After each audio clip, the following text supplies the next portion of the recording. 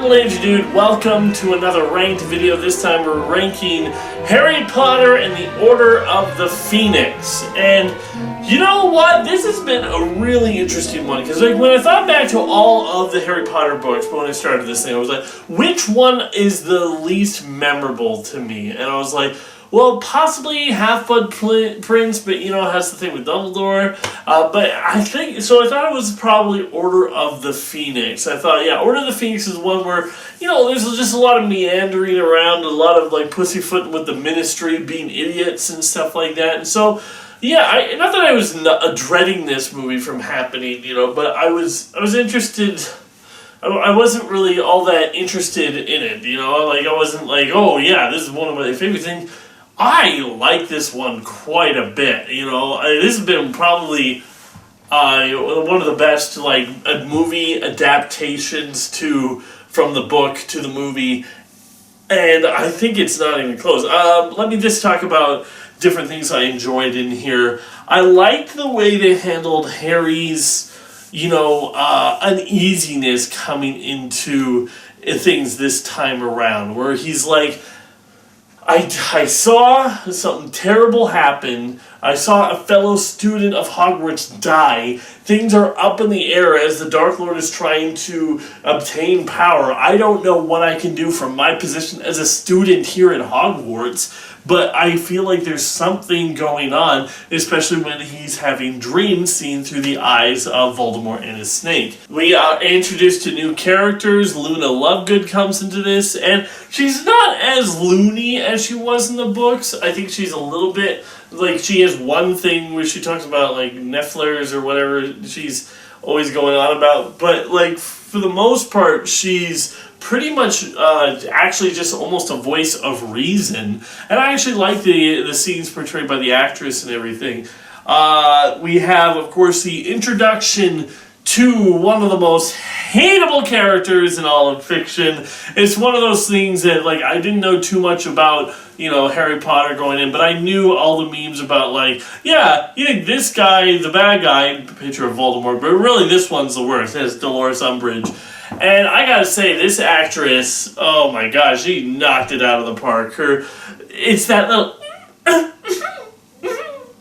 innocent. There's nothing more infuriating than someone who comes across all innocent and actually is the most evil douchebag of all time. That is the most infuriating thing, especially when you are showing them logic and they deny it with no good reason out of hand. It's just like, oh my gosh, you want to punch her in the face super, super hard. And they do change a little bit of things to her stuff to make it a little bit more, tolerable. I remember, the scene where Harry has to, write on the page and, it's inscribed into his hand, "I must not tell lies." That's not exactly how it happened in the book. He had to write it over and over and over again enough that it actually left a permanent scar on his hand. That was that logic there. I actually really... This does have, one of my favorite parts of the series is when Harry starts to teach, the Defense Against the Dark Arts. I do like that story, and I like how it's handled in here, where they're, in a situation where they're not being taught and they're being, given this basic crappy spells, and they're like, we need to defend ourselves. And he's like, against what? It's against Voldemort. No, he's not. He's dead. He's not back. It's so frustrating. And I actually like how in this, because I was the thing that I was saying in my last video was it doesn't make sense that they don't think Harry killed Cedric, but they think that Voldemort isn't back. It's either you believe Harry or you think he's a murderer. And Harry points it out, he's I assume Cedric just dropped dead then, right? He just dropped dead out of nowhere. And she's it was a tragic guy. It was oh my gosh. But the thing is, it's done in a way that is actually still enjoyable, because she's so hateful that when you get those moments over on her and the other characters, you just enjoy it a whole lot more. The Harry Cho relationship in this is something that is more brushed over to the side, a little bit of a downgrade.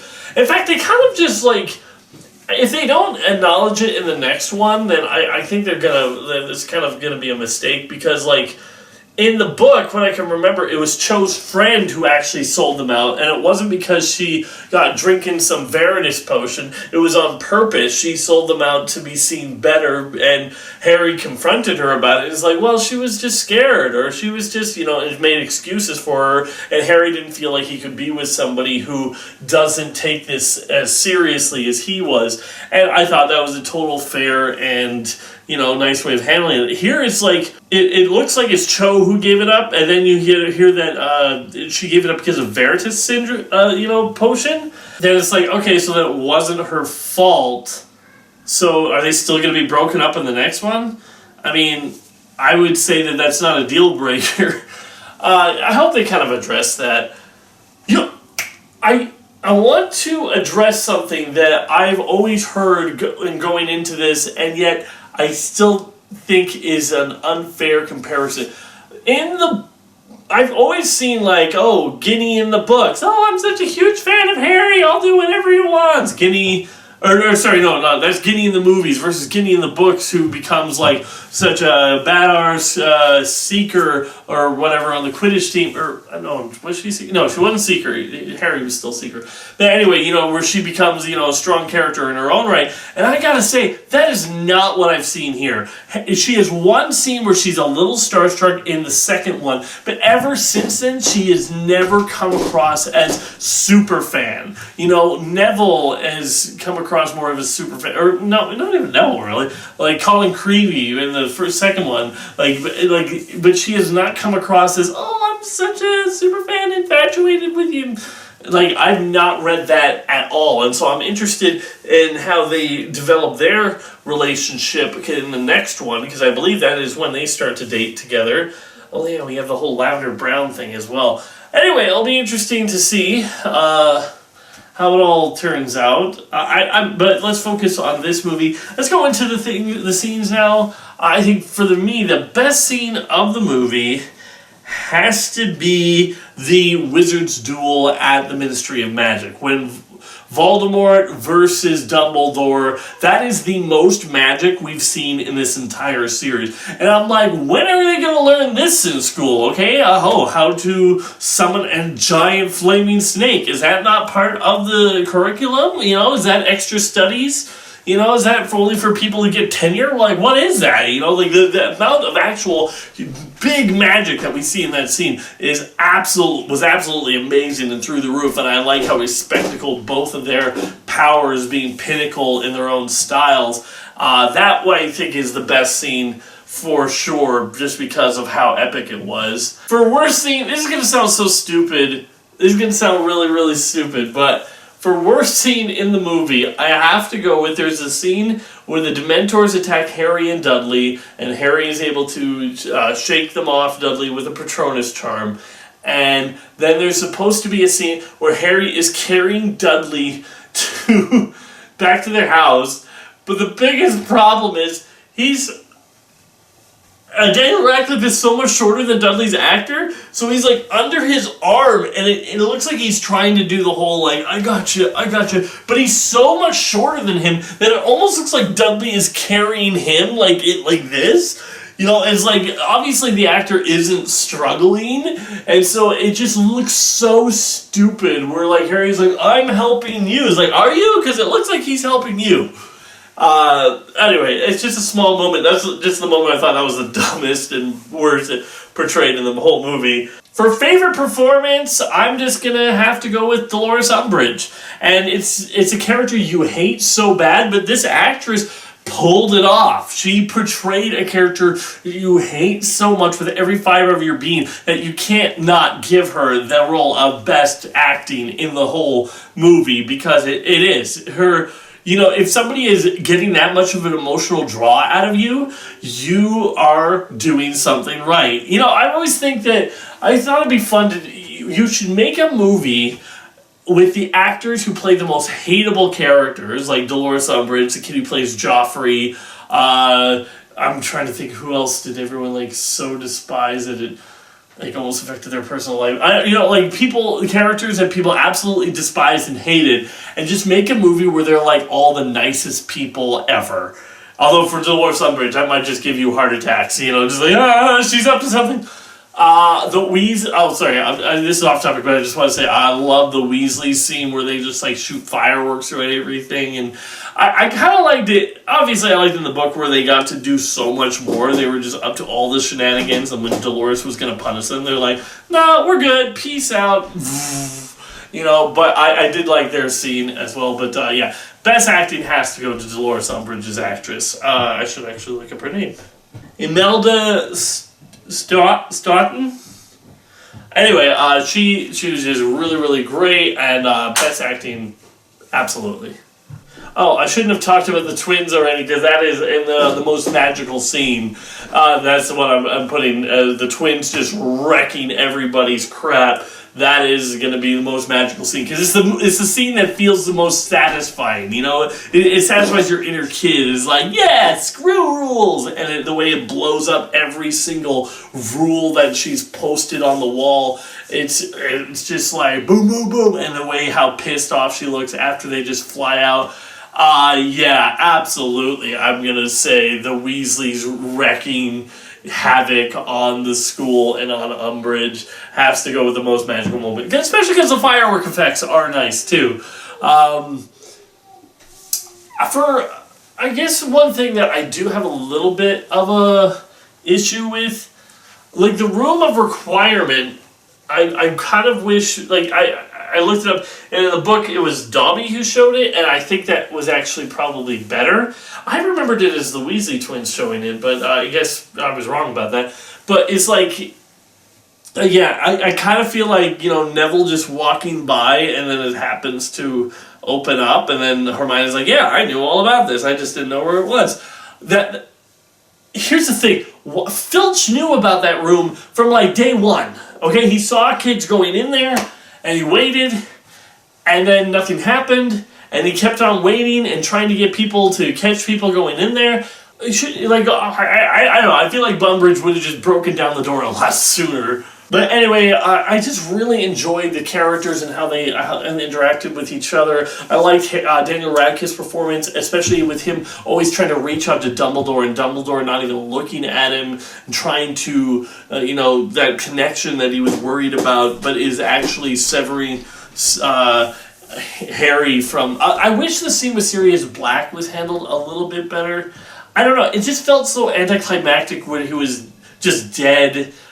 I don't know how I would have done it differently, but I just feel like the moment where he just dies, and then the moment where Harry uses a Cruciatus curse on Bellatrix Lestrange, I think that, I felt like they needed a little bit more of a punch to it. It didn't feel like the emotions were there as much as they could have been. But honestly, I felt that way in the book too. It was like, oh, and he's dead. But let's rank this. I think that this is the best movie out of the franchise. I don't have as many complaints as, oh, they didn't do this, and they didn't do this, and why did they change it to this? It was just a book that really, even though the book is so much longer and everything like that, and they cut a lot of things out, like Creature is basically non-existent, like he's in here, but he doesn't do the stuff that he does in the book. Even though all that is fun, that's fine. That's fine. We don't need to go into all that detail. I actually do like the way, I think they did this as a change. Because I thought that, I like the way that Harry, reflects back into Snape's mind in order to see that childhood memory. I think that was really good. I think that, for the most part, I just think that this is just the best movie out of all of them, and I think as every character, I understand their angle and where they're coming from. Even Harry, in the book, I remember feeling like his, decision to go off and chase after Sirius, thinking that he was in danger, was a little bit like he was going off half-cocked. But here it's like he had one vision before, and the vision was correct, and so it was like him not wanting to get his Godfather in trouble. I think that I think it works. For best scene in the movie, I'm going to be putting the Wizard's Duel. I'm going to put it at number 3. I feel like the acting is stronger in The Return, and the practical effects in the spider scene is still just the best thing in the franchise. For worst thing, the Dudley carrying Harry, I find it funny, but it doesn't really take away that much of the movie. So I'm going to put it at number 4. I think the super rush beginning of the Goblet of Fire, I think, is something that takes away more from the franchise. So I'm going to put that there. Favorite performance, I'm going to put Dolores Umbridge at number 3.